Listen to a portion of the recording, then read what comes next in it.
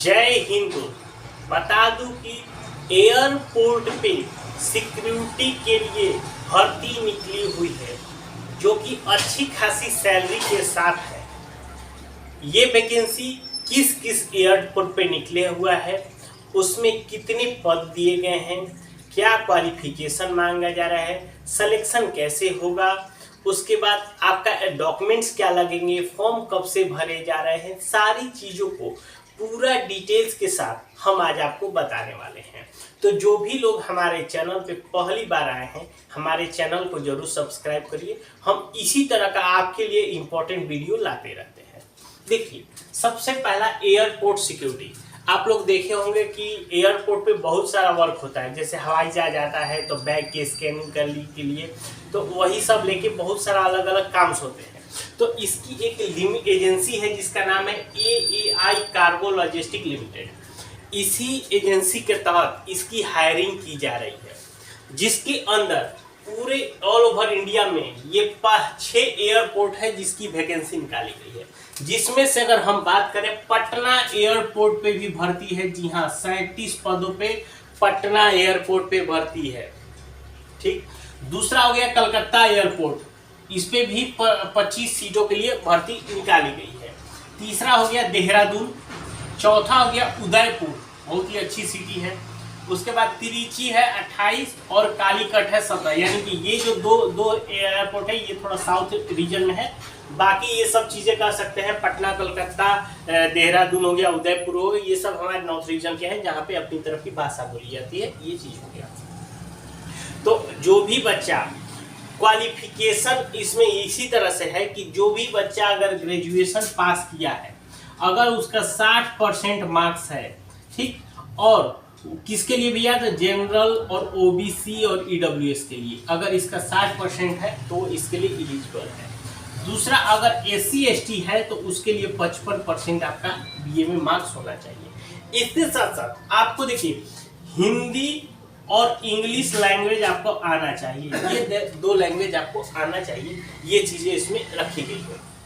तो अब देखिए, अब जैसे बिहार के बच्चे हैं तो भैया बोलेंगे सर इंग्लिश तो हमें नहीं आता, तो भैया थोड़ा बहुत आप इंग्लिश, अब पटना में रहेंगे तो ज़्यादा इंग्लिश की जरूरत नहीं है, कोलकाता में भी रहेंगे तो उतना इंग्लिश नहीं, थोड़ा सा साउथ रीजन के होने के वजह से आपका, क्योंकि वहाँ पे अब लोकल भाषा आप यूज़ नहीं कर सकते, तो आप इंग्लिश थोड़ा बहुत समझ के कर सकते हैं। और हो सकता है कि जब आपका पोस्टिंग हो तो कहीं पे भी हो सकता है, कोई पटना में भी हो सकता है, आपका कोलकाता में भी हो सकता है, देहरादून में हो सकता है, जहाँ पे भी आपका ये हो सकता है।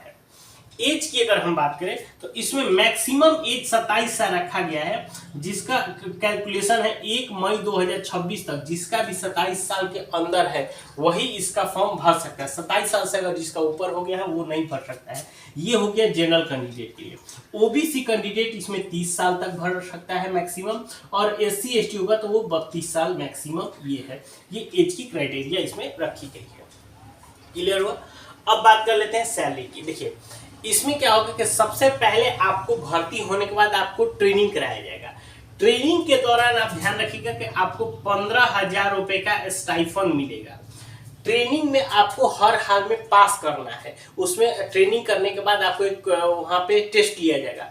टेस्ट अगर आप पास करते हैं तो ठीक है, अगर मान लीजिए पहली बार में अगर आप टेस्ट कर लेंगे तो फिर आपका ये पेमेंट है ये डिक्रीज हो जाएगा, ये आपका 10,000 तक हो जाएगा। यानी कि अगर आप सही से नहीं समझते हैं, उसकी तैयारी नहीं करते हैं और टेस्ट नहीं लेते तो आपका स्टाइफन कम हो जाएगा। लेकिन हाँ, अगर दोबारा में अगर आप पास कर लेते हैं तो फिर जो आपकी सैलरी स्टार्ट होगी, पहले साल आपको 30,000 रुपये पर मंथ आपको दिया जाएगा। दूसरे साल जब आप जाइएगा तो 32,000 पर मंथ होगा, और तीसरे साल आपका 34,000 पर मंथ ये आपका रहेगा। इसके साथ साथ आपको जो होगा PF SI होगा, उसके बाद TA DA होगा, और भी अलाउंस आपको इसके साथ साथ दिए जाते हैं। यानी कि ये कर सकते हैं कि अगर जब सब चीज़ अगर आप जोड़ेंगे, अगर 30,000 प्लस कितना भी कम होगा तो आपको 5,000 और तो एक्स्ट्रा होगा ही होगा। यानी कि 35,000 आपकी मतलब पर मंथ की सैलरी पहले जब आप ट्रेनिंग पास कर लेंगे और पहले मंथ से आपको ये मिलना शुरू हो जाएगा। तो अच्छी खासी सैलरी भी है। अब वर्क प्रोफाइल के बारे में बात कर ले। इसमें देखिए, मेनली जो वर्क के लिए रखा गया है, जो भी लैगेज होता है, जब कस्टमर प्लेन पे चढ़ता है या उतरता है तो लैगेज को स्कैनिंग होता है। देखिए, आपको एक्सरे मशीन में होगा, आप कहीं पे भी दिल्ली मेट्रो में जाएंगे, देखिए कि आपके बैग को ढुकाया जाता है और बैग एक्सरे मशीन के द्वारा होके बाहर जाता है। तो इसलिए जो कैंडिडेट होगा उसका आई विजन अच्छा होना चाहिए, कलर ब्लाइंडनेस नहीं होना चाहिए, मतलब उसको आंख से प्रॉपर उसका सही क्लियरली दिखना चाहिए।